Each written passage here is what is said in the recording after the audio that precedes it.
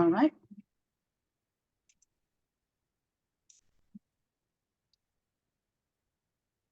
All set. So this webinar is the first of a series of webinars that are aimed towards achieving scholarly success in the digital era.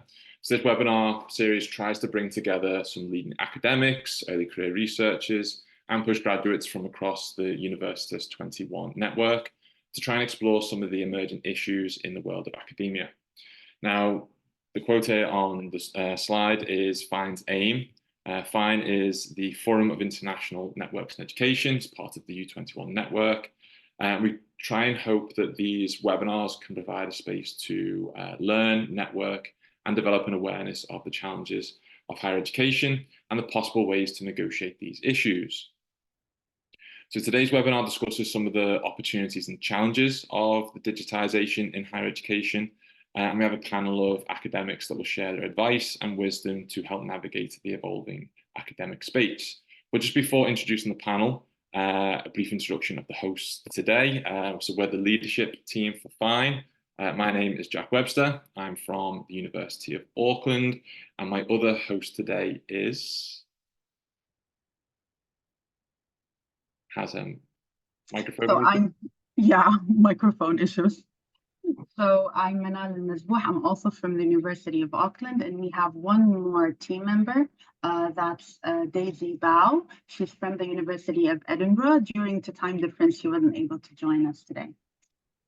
We'll actually share a few more details about FINE toward the end of the webinar, but for now, we'd like to start by introducing our panelists. So these are the most important people in our webinar today, and I'm going to start with that. So our panel today join us from some of the leading institutions in Australasia. And first of all, we'd like to welcome Associate Professor Catherine Coleman from the University of Melbourne, the Graduate School of Education.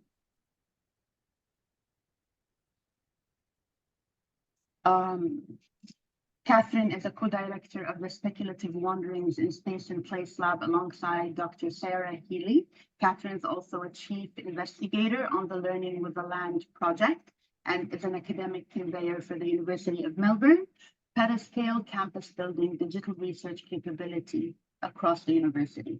I hope I said that right, Catherine, but if I didn't, you can correct me. Her pluridisciplinary research and teaching are positioned in the intersection of art, design, digital practice, culture, and data.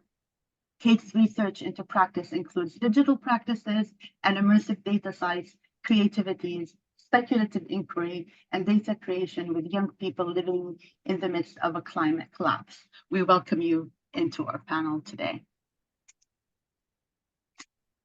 And our next panelist is Associate Professor Jason Lodge from the University of Queensland.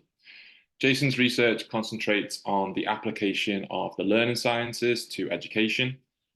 His research also focuses on the cognitive and emotional factors that influence learning and behavior, and how research findings from the learning sciences can be used to enhance design for learning, teaching practice, and also education policy as well.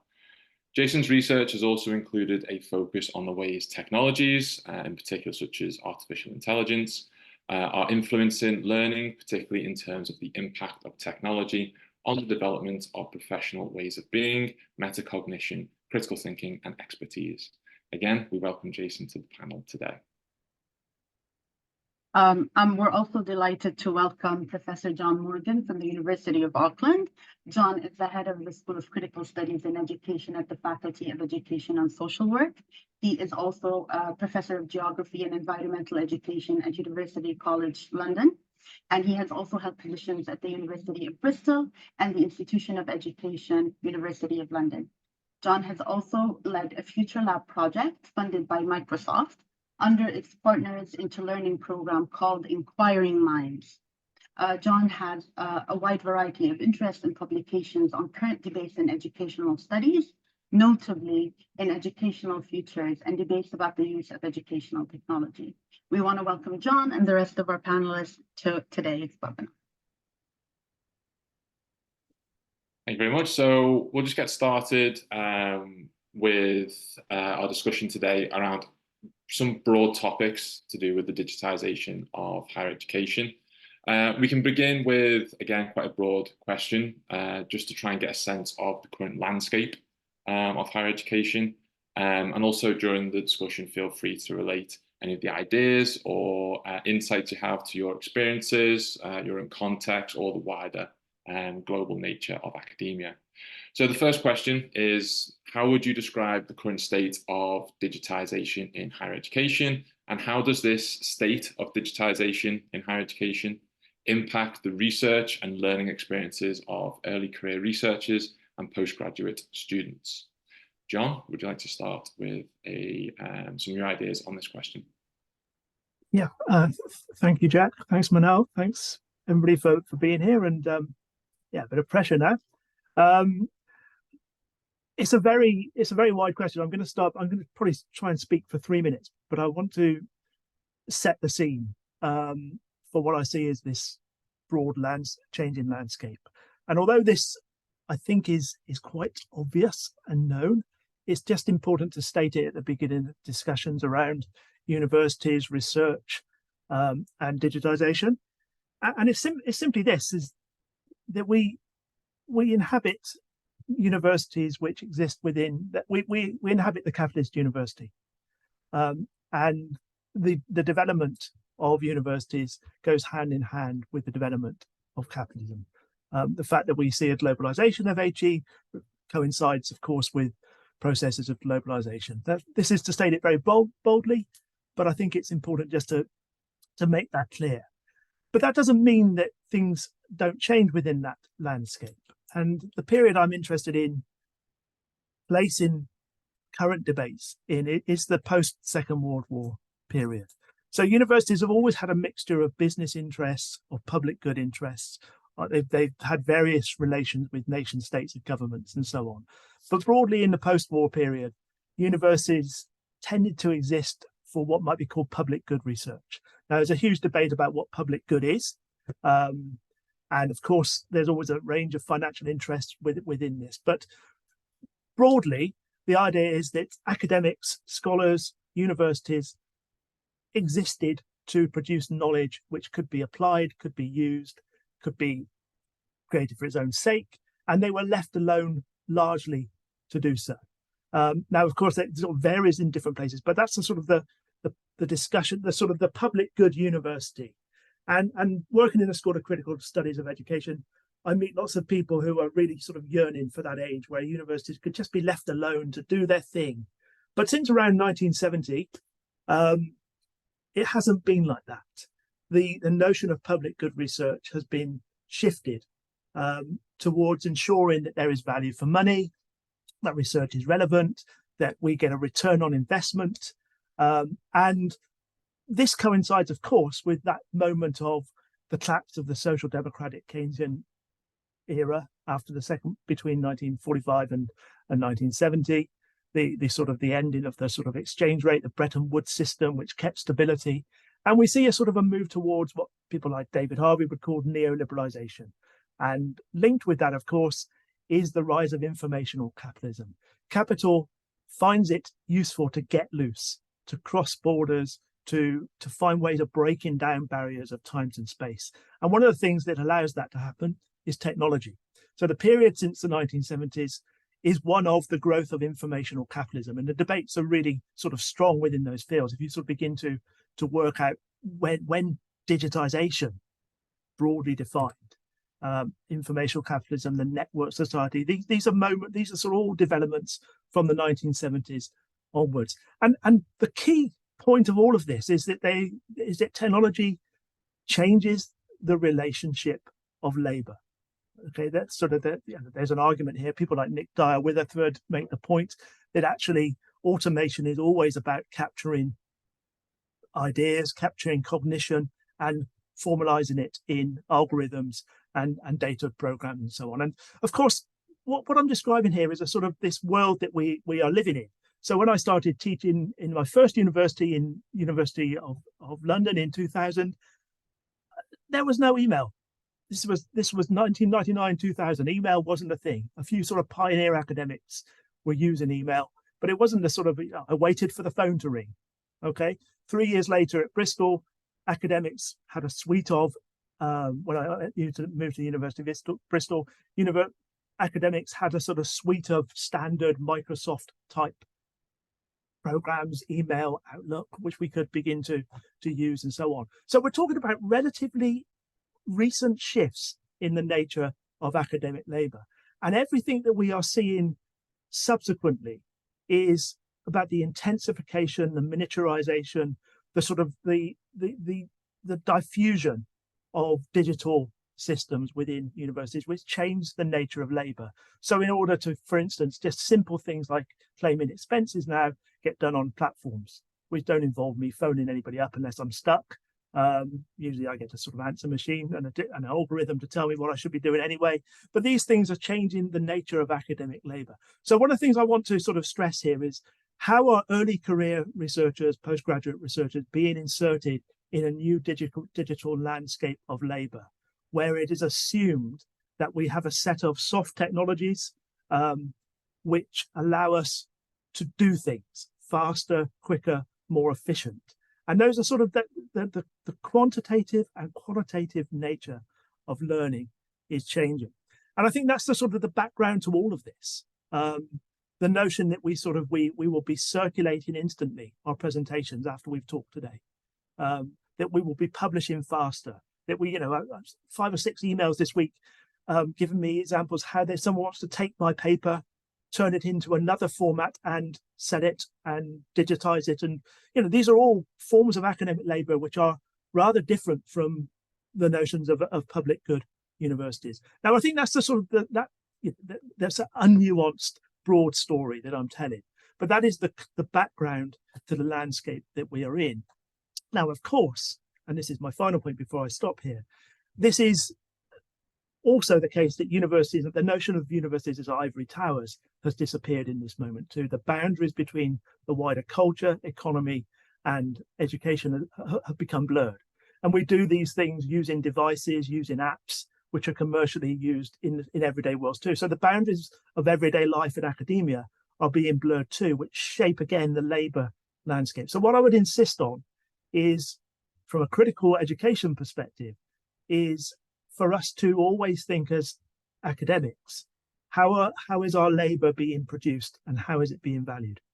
And I've got some ideas of some of the implications of that for us all, but I'll stop there. That's great. Thank you very much, John.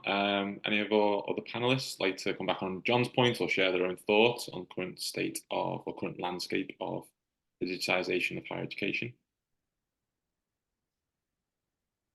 Wait, who can unmute fastest? Is that the way you have to do Zoom? I reckon you're already unmuted, Jason. You want to go first? Well, you are muted. I can talk. Or I can't hear you. No. I'm going to talk then. Because I want to pick up on a couple of things that John was saying. I think that the academy is now digitalized, but what does it still mean for researchers who are moving into digitization? Can easily kind of land in something that feels like those two systems are the same things, and they're actually not the same things. And so what does it mean for early career and postgraduate researchers to enter into this digitalized landscape where the systems around them have changed the workflows and the systems that they're functioning in, and without necessarily the capabilities as a new researcher to enter into that environment? So we saw massive changes during COVID around the digitization of learning and teaching, but we still left a lot of our researchers to somehow try and work that thing out by themselves and to somehow understand what it means to digitize data or convert data. And even to think about what the recording of data versus or data systems look like. And so you've got two capability systems or capacity systems that aren't necessarily talking to each other. You also have the issues in the public good institution of those digitization and digitalization systems not talking to each other. You know, there's the research digital environment, and then there's the learning and teaching digital environment. They have different budgets, they have different systems, they have different platforms even. And those platforms, sometimes if an educator, so one of those academics, chooses to take one of those systems and move it across to another system to make that workflow function, what happens to that new person who comes into research? And I don't think that there's an equity even in the developed higher education system, let alone the developing higher education system globally, to somehow just conflate those languages, because it's really problematic. I've just been in India, where I heard this beautiful term around lazy research in the West, which is this continuous search for new things. So I send my postgrads out to like collect data, when they're actually ignoring the amazing digital archives of the world that could actually begin at first. You know, what does it look like to look at this amazing, immense 20 years of digitization, and then begin your research there, and then work out what I'm going to attach to it, rather than, and this is Dr. Janvi Falke, who just won the Infosys Researcher Award in India, who says, you know, we go to look for something new rather than actually looking to what already exists in our past. And so digitization for researchers should have changed our landscape.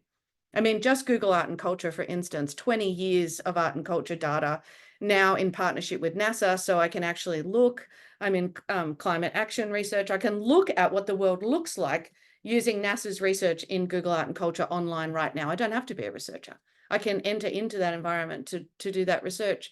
But how do researchers actually get access to it? Like who, unless you're really lucky and have a supervision team, or in a faculty who can quickly fold you into that digitalization and that workflow, you just get left out. And so what, you're using Qualtrics to do your digital research, and that is digital research, it's important, but is that it? And so I think that there's a bit of injustice in the way that we talk about being a digitized environment when we're actually not.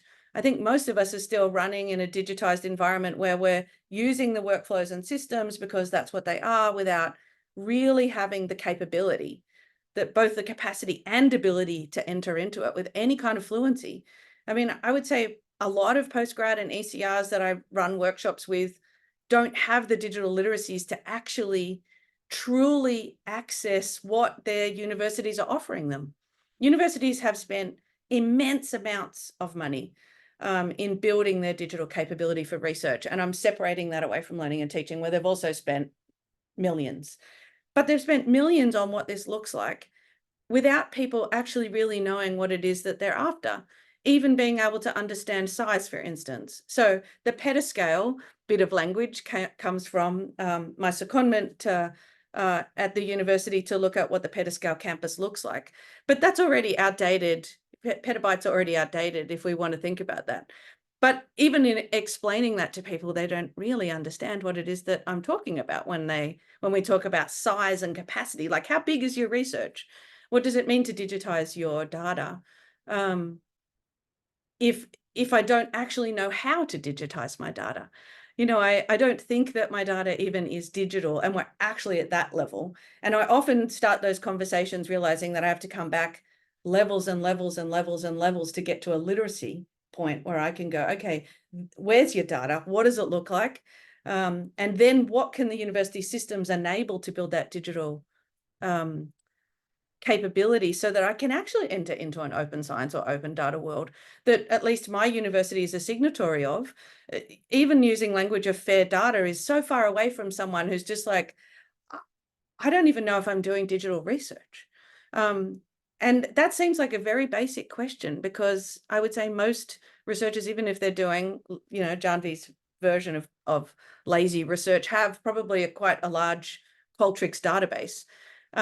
But how do you set up the metadata around those things?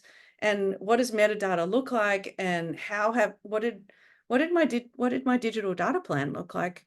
In my institution, that's still optional. I apply for ethics. I've sat in internal ethics and read that people are locking their data in cupboards. Most of us have shared keys. Like I wonder what we think when we think about what this kind of digital environment actually looks like. So I think that there's a version of a landscape that for some is accessible, and there's a version of a landscape that is continuously shifting and moving, which I love, but we need to build capacity fast, because otherwise I hate language of digital divide because it's deficit language. I just think about literacies and fluencies. We need to ensure that all of our early career researchers are at least digitally literate in what the research capabilities of that institution are, to then think about what the broader workflows and systems are beyond their institution, either into industry or into the academy. But it needs to be accessible. And if it isn't, we need to do some massive heavy lifting very quickly.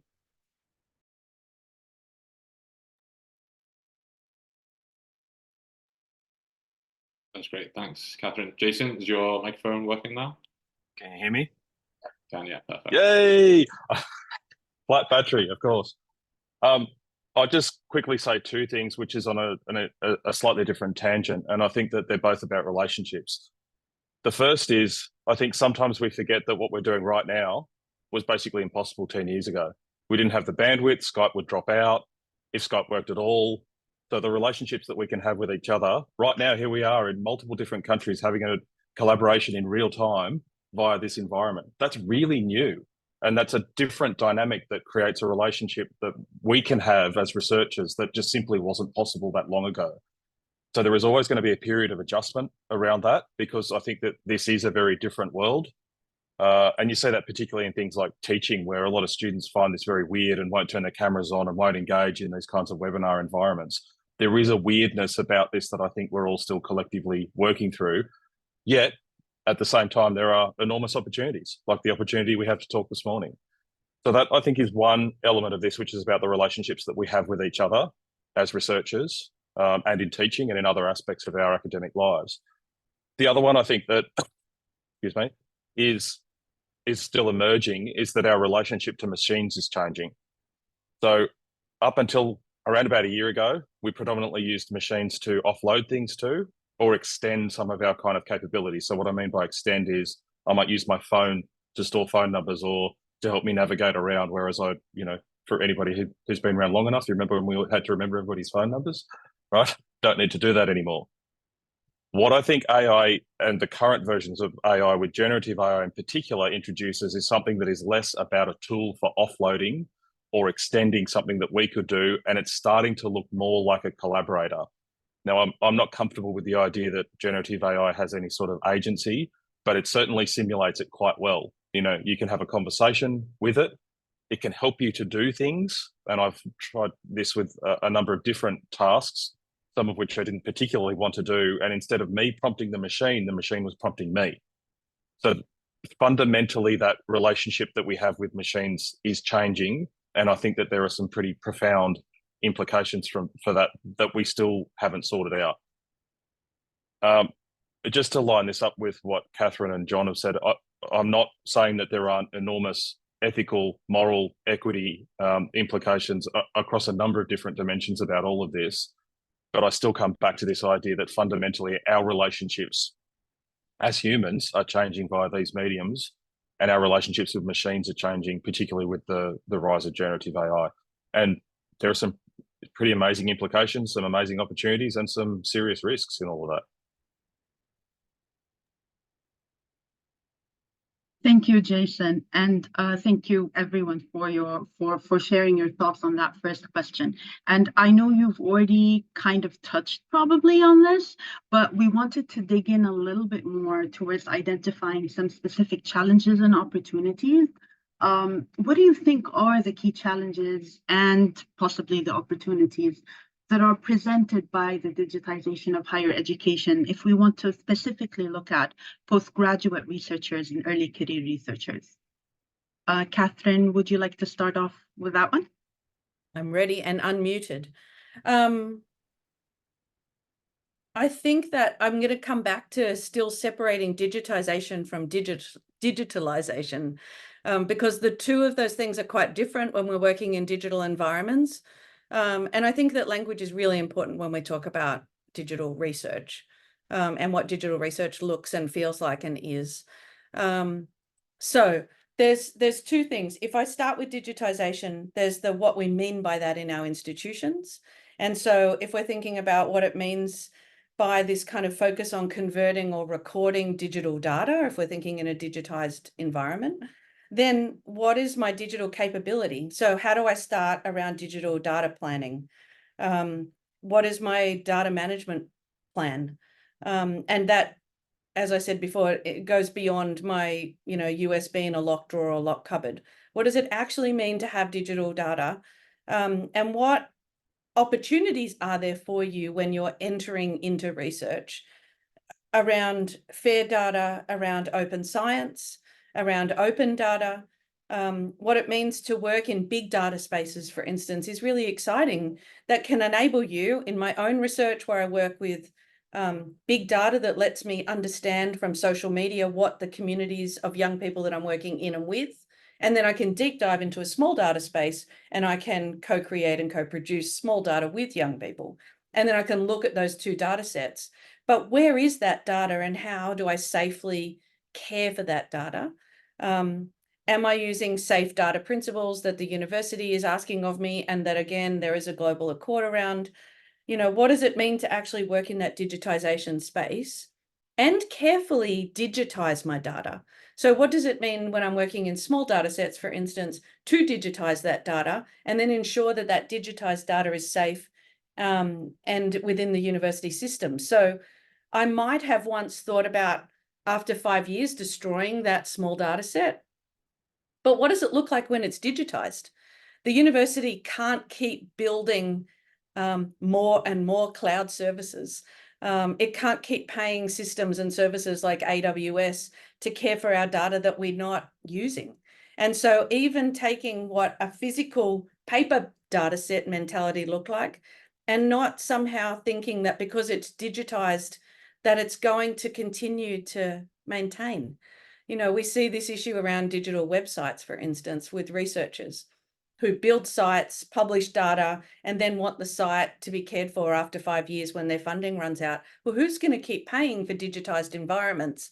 In learning and teaching, that's a whole different idea. And I think that it doesn't come across well enough into researchers around, if I said I was deleting my data at 5 years, are you going into the university systems and actually destroying and removing that data at 5 years? Because otherwise the university is continuing in its own digitalized environment to ensure that that workflow is safe. They're continuing to back up, they're continuing to pay.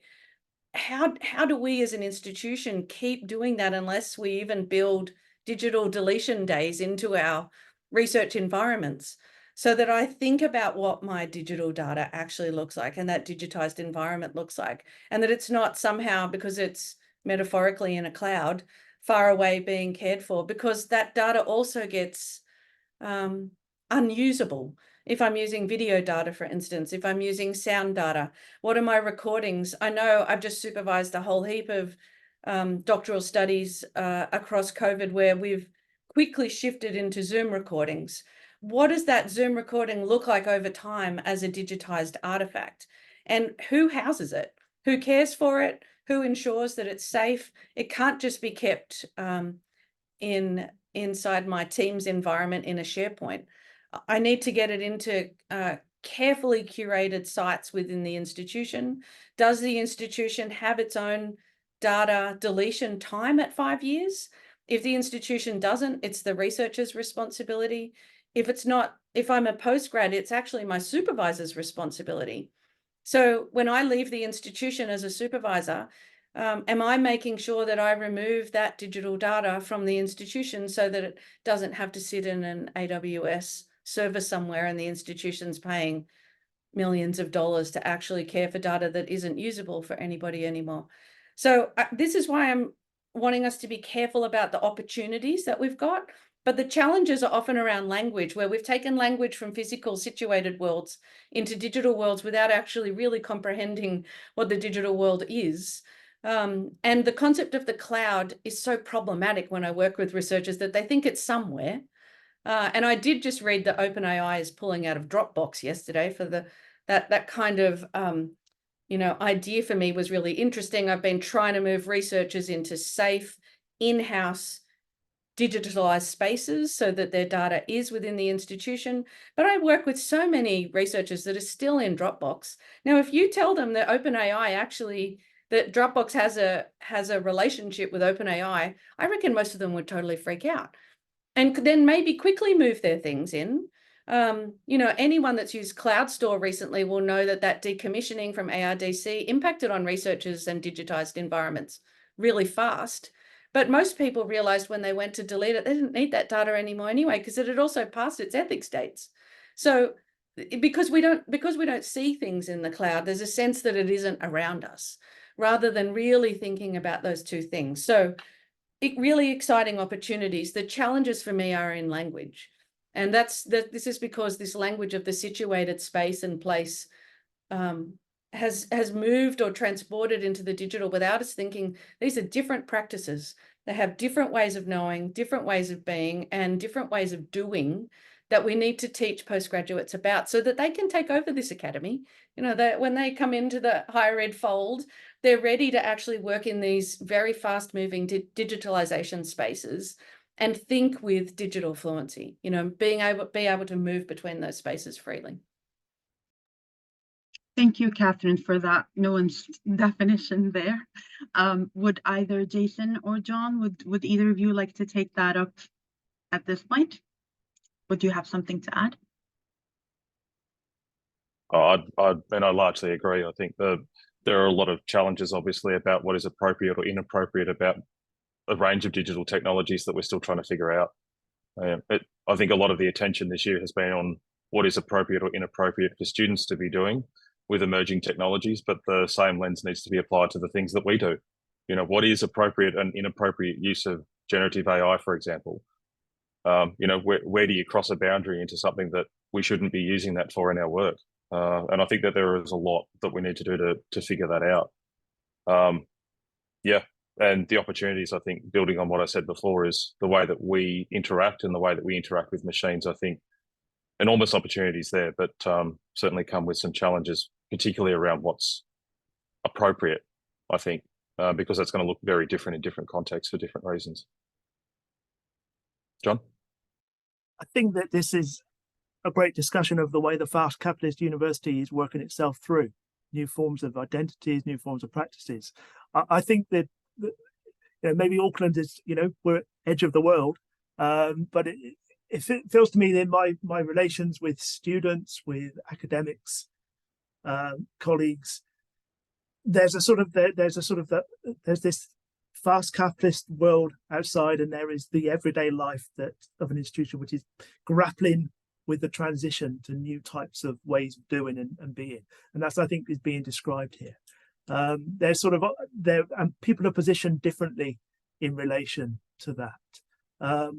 So it's older forms of labour are being reworked, and new protocols, new ways of being are being, and there are leading edges, and there are backwaters, and I think that's really. But everybody is shaped by the forces which are within the wider culture, and I think that's where I'll put it. And so what I'd say are three things really. We're in a culture of reinvention, where everyday life is being reconstructed by AI and by Zoom, and these are good examples of how we're all sort of learning to live with sort of new ways of talking, communicating, sharing. And I think there are two strands. I think there's a digital utopian and a digital dystopian dialect which keeps playing itself out over the last 30 years. The sort of we get that debate still, even as investment takes place. And I think in that I think there are three real issues which scholars, academics are facing. One is simply the notion of distraction, the notion that forms of literacy that were slow and were sort of bounded by space and place. You know, the old notion of a library are being replaced by the economies of distraction. And I think that I just will say no more, but that's the sort of is a key issue taking place in universities. Finding time to read deeply, to do things deeply, to slow down is an issue that academics in universities are facing. The second, I think, is the sort of and thinking about careers and development, is simply this notion of the quantified self, all the time. This notion that we are increasingly, as individuals and as academics, being asked to sort of find out how many steps we've taken, how many citations we've got. I mean, I have colleagues who who now track this on a weekly basis, and there are probably colleagues who do it on a daily basis. And this is a shift in the ways in which academic labour is being valued and the way in which we think of our work. It comes into promotion committees, comes into all sorts of ways in which the institutions are working. And then I think the third one comes from simply this notion of Byung-Chul Han's notion that we are moving from, and with AI particularly, from a discursive rationality, the public sphere as imagined by someone like Habermas, for instance, where we try to get a better understanding of the world, towards a digital rationality, where in fact the notion of dataism, that more data will be able to describe the world. And this is sort of the dream of transparency and so on. This is happening more and more within our culture too. So I think these are sort of real, I think individuals don't, we all go home and we live our lives with people, but we also live in these digital worlds. And this is the big challenge being faced. And it's interesting around the conversation around social media and the advancement of particular forms of ways of communicating, which are now sort of seen, people are beginning to, oh, is that a great idea? How do we sort of weigh the affordances and the challenges of change? These are all things which academics within universities are working with, I think. And they're certainly in our place in Auckland, they're not being sort of, the digital world is sort of perhaps more mundane and everyday. And people are trying to work out how to be part of it. Yeah, really interesting insights into some of the things that, particularly noting on Auckland, I noticed that our digital strategy documents describes the digital as ways of improving, making possible around communication, around ways of being and networking and teaching. So I think sort of the attitudes we have towards the digital are certainly more utopian, to use your language, rather than more of a critical understanding or a scrutiny of how it's perhaps improving or making possible. And what are some of the challenges and sort of skills that we might need to do that, which kind of leads us into our next topic, which is all about the skills and competencies that early career researchers or postgraduate students might need for both today's and perhaps tomorrow's academic and research landscape. So Jason, do you have any thoughts on some of the skills or competencies that you might think are crucial to try and address some of the challenges that we've discussed so far? Thanks, Jack. Yeah, look, I think that there is an interesting tension emerging, particularly again around generative AI and what kinds of skills and competencies we need. So there are a lot of people who are arguing that we should be going down a path where this is about AI literacy, that it's about trying to understand the machines and what the machines do. But I'm not sure about how far we need to go down that path. Some people are taking quite an extreme version of this and saying we really need to have deep knowledge of what a large language model is and how a neural network works and things like that. I'm not entirely convinced by that. I mean, you don't need to know in great detail how the fuel injection system works on a car to be a reasonable driver, right? So it's an interesting idea. I think that there are parts of what people lump under this idea of AI literacy that are absolutely critical. What is ethical use? What are some of the biases that we might see in the kind of data that there is? What is appropriate use, and so on and so forth. So I certainly think that there is a role for some form of AI literacy or understanding what these tools are and how they work in the world. But do we need to go to the point of having a technical understanding of that or not? I'm less convinced about, but certainly there's been a lot of discussion about that. Regardless, I think, like I said, appropriate and ethical use of these emerging tools is important. The other side where I think the tension starts to build on this is what if this is about humans? So again, using the car analogy, how much do we need to understand ourselves as drivers of these tools? So a lot of the work that we've been doing this year is, and this has been with students, a lot of undergraduate students in particular, some of the most critical skills that we're finding that are allowing students to make the most out of the new technologies that are emerging are really about how they understand themselves, not so much about how they understand the machine. So it's more about understanding their place in the world, how they learn, what's most effective for them to be able to move their thinking forward.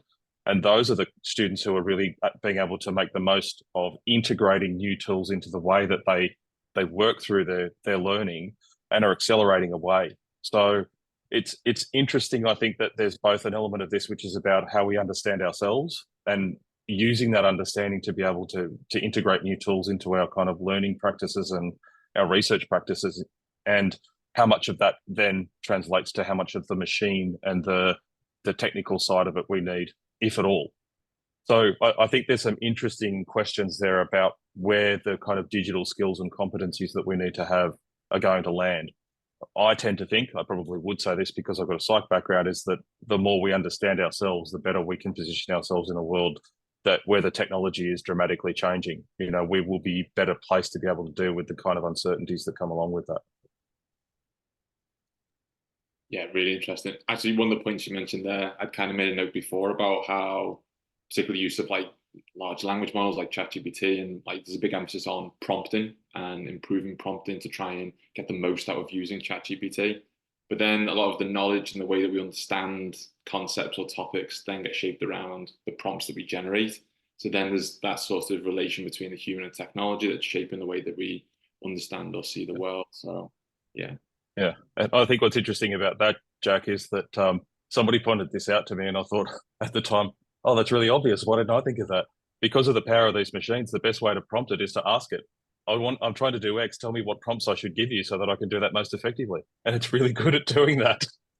Yeah. Yeah, and there's definitely a lot of like ethical issues with that, like you mentioned. So yeah, there's definitely sort of AI literacy world that we can tap into to try and enhance this in the academy. Catherine or John, any other ideas on some of the key skills or competencies you see if necessary? I'm keen to pick up on that, because if we're talking about what digital fluencies researchers need, then they actually need to understand what large language models are. And we teach natural language processing, but only in some parts of the academy to only certain researchers. So what does it mean to engage in an LLM as a part of your research is really important. I teach all of my researchers how to use AI to help them frame what a book chapter might look like, for instance. So I've written an abstract, and I can ask ChatGPT to actually explore that abstract and consider the ways that that book chapter might be framed. Now, I can then look at it together with my student and have a look at the way that I would frame that chapter.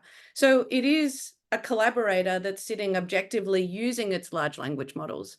But I actually teach data justice principles as well.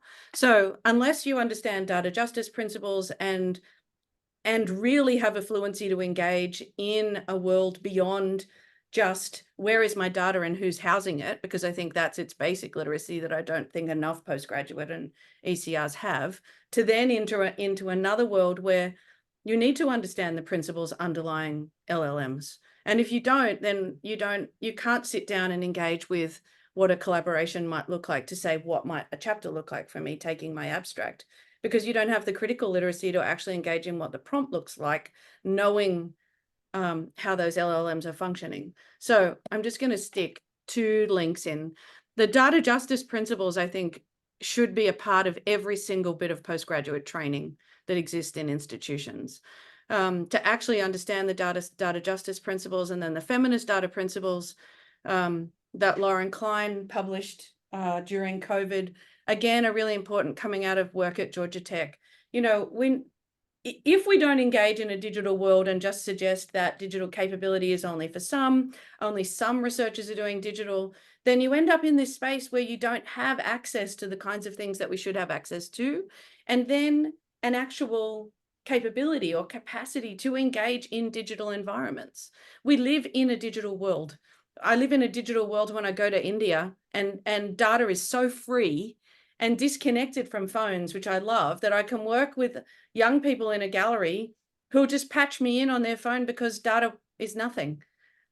Because I'm working in a Snapchat, WhatsApp environment where everything is digital to me.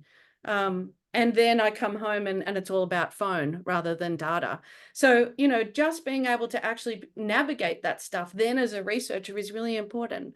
And I do think it's really important in institutions to untangle how we talk about learning and teaching and education, and then what it looks like for research and researchers, and then pull those things back together.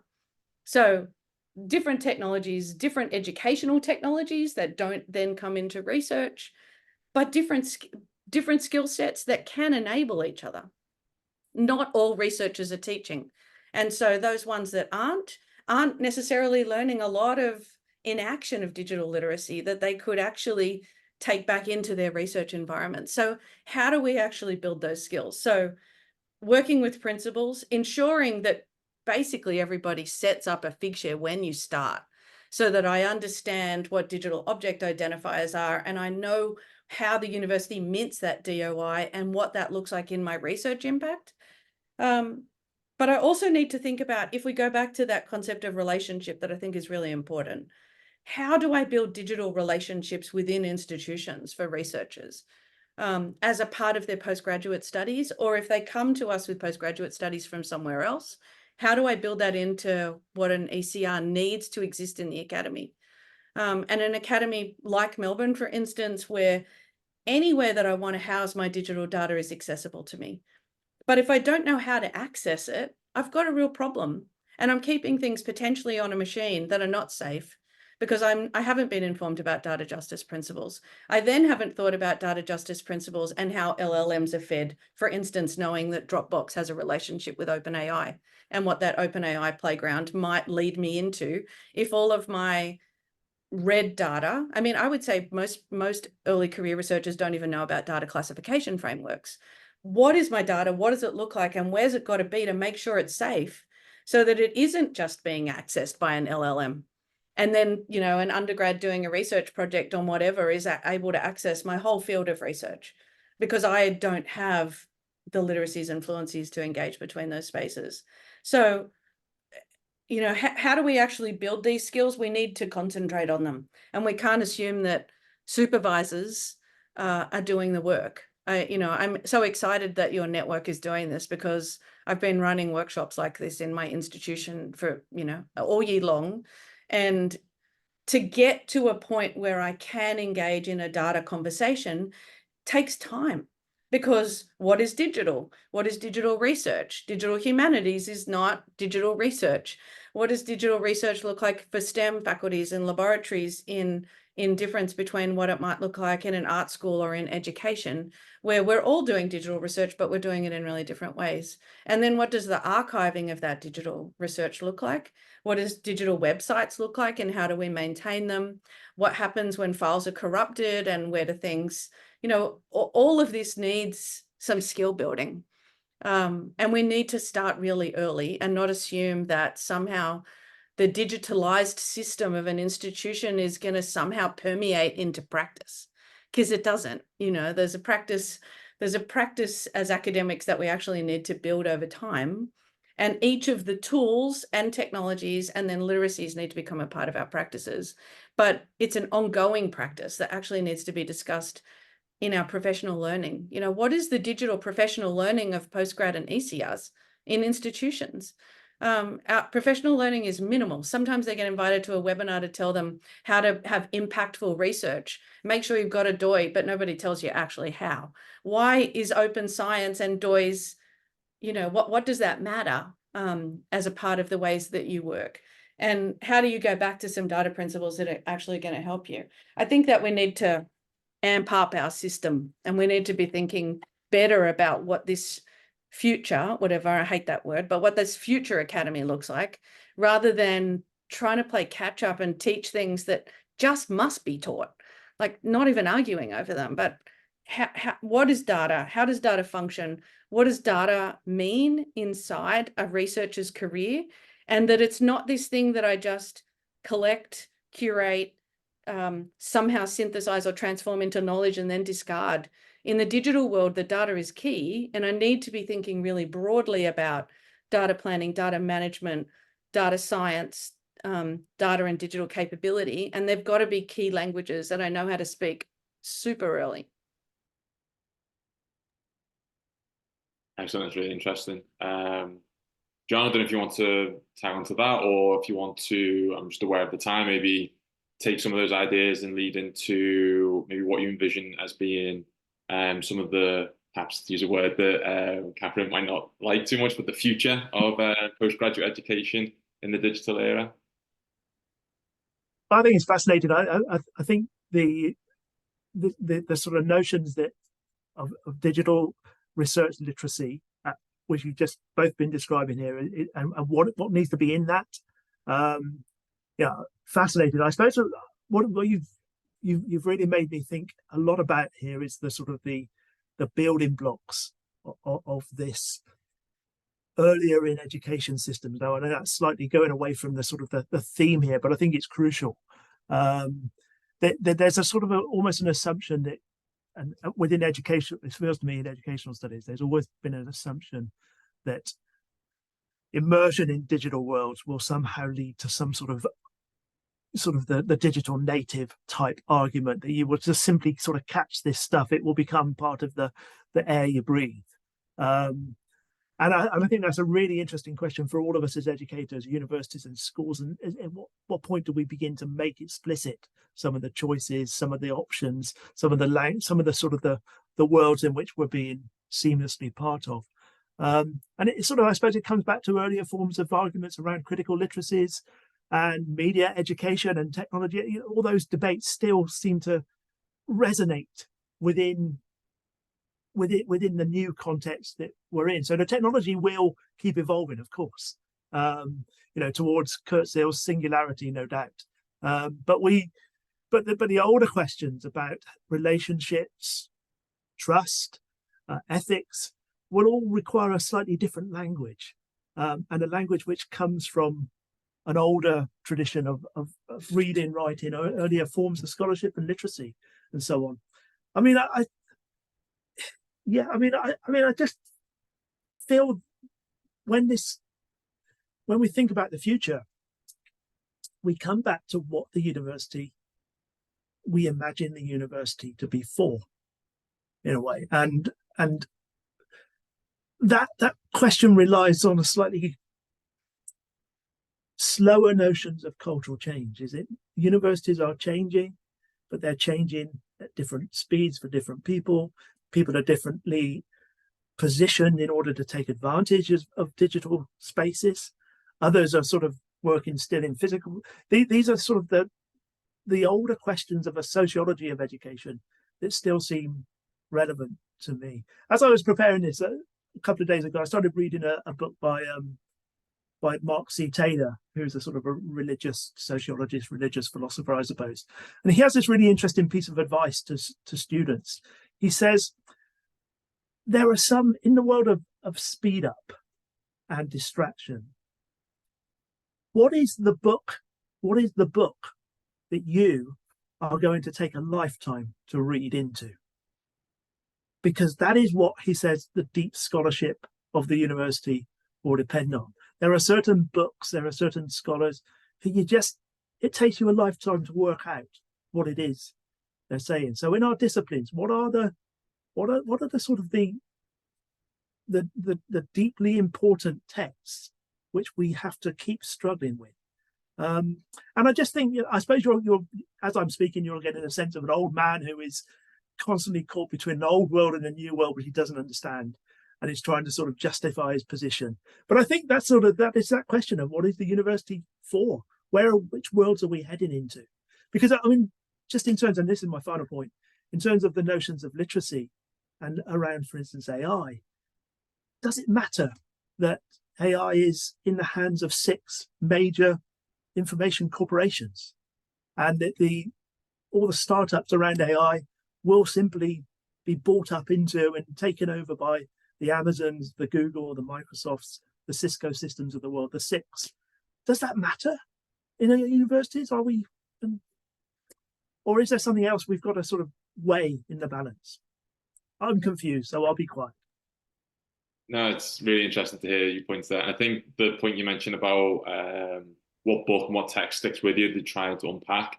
I think that juxtaposed with the speed in which digital technologies and the digitalization of higher education is speeding things up and changing time. And I think it's Francois Benet says that people are becoming a bit more, there's amnesia and there's anesthesia in the world, where there's a lack of sense of feeling in the world because of digital technologies, and we're becoming quicker to forget what it is that we're doing and the things that are important to us because of digital technology. So I think, yeah, that juxtaposition is quite an interesting point that you raised there.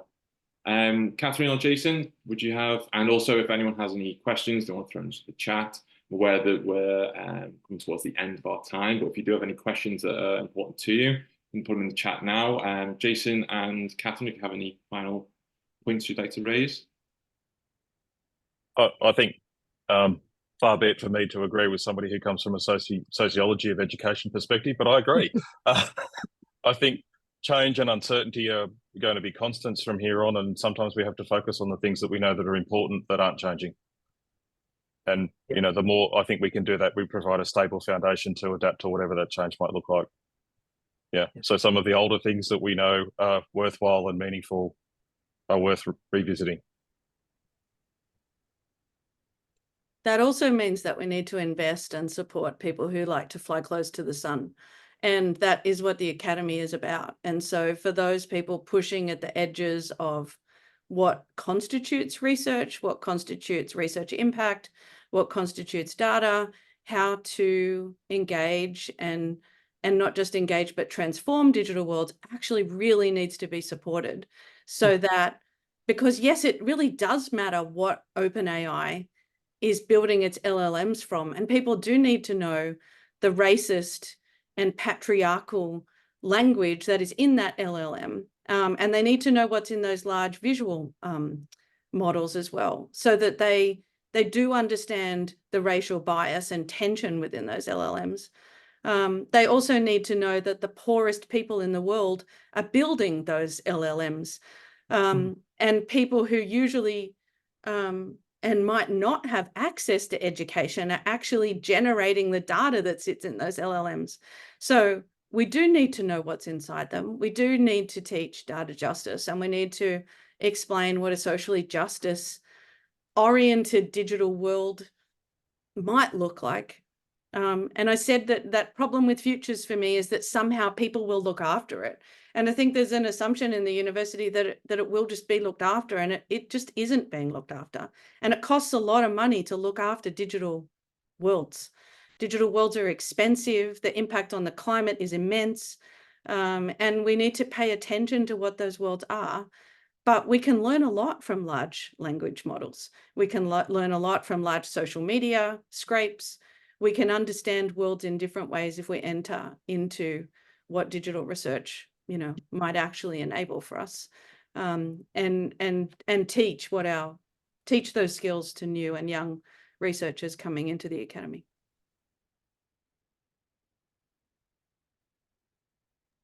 We just wanted to, just keeping an eye on the time, we just wanted to say truly thank you for joining us today. We could probably go on forever because this has been so interesting.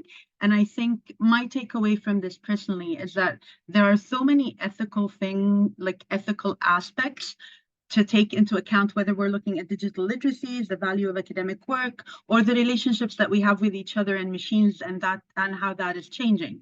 And I just want to say truly thank you, and we hope you have the most amazing holiday period, and we see you in future fine events. We've plugged in some links if you want to follow up and keep up to date on any of our activities. And just thank you again on my end. Jack? Yeah, perfect. Thank you very much. It's been a really interesting discussion. I've got tons of notes that I've been making about the discussion. Yeah, really appreciate you all taking the time to do that. And yeah, hope you have great holiday period, and hopefully see you all again for future fine events in 2024.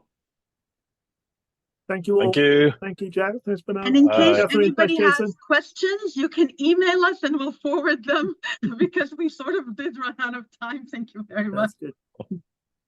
Thanks. We'll keep it open for a bit. All right. Thanks, everyone.